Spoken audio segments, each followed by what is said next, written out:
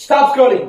ஒரு நிமிஷம் இந்த வீடியோ ஃபுல்லா பார்த்துட்டு கமெண்ட் பண்ணிட்டு போங்க. உங்க லைஃப் டிரான்ஸ்ஃபர்மேஷன் ஆகணும்னு நினைக்கிறவங்க மட்டும். இப்போ உங்க உலகம் ஃபுல்லா ட்ரெண்ட் ஆகிட்டு இருக்க ஒரு டாபிக் பென்குயின்.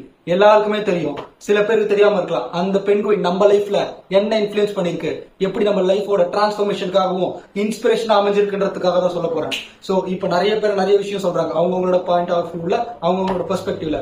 ஒரு பென்குயின் அதோட உச்சத்துக்கே போயிட்டு, விரக்தியோட உச்சத்துக்கே போயிட்டு அது போயிருக்கு. அதனாலதான் தன்னைத்தானே மாற்றிக்கிறது கூட அது போயிருக்குன்ற மாதிரி. இன்னொரு சைடு சொல்றாங்க அதோட காதல் தோல்வி, அது லவ் ஃபெயிலியர் ஆயிருக்கும் அதனாலதான் போயிருக்காங்க. இன்னொருத்தவங்க சொல்றாங்க அது ஏதோ ஒரு கோல், அதோட பேஷனை நோக்கி போயிருக்குன்ட்டு. இந்த மாதிரி ஒவ்வொருத்தர் அவங்க பெர்ஸ்பெக்டிவ் சொல்றாங்க.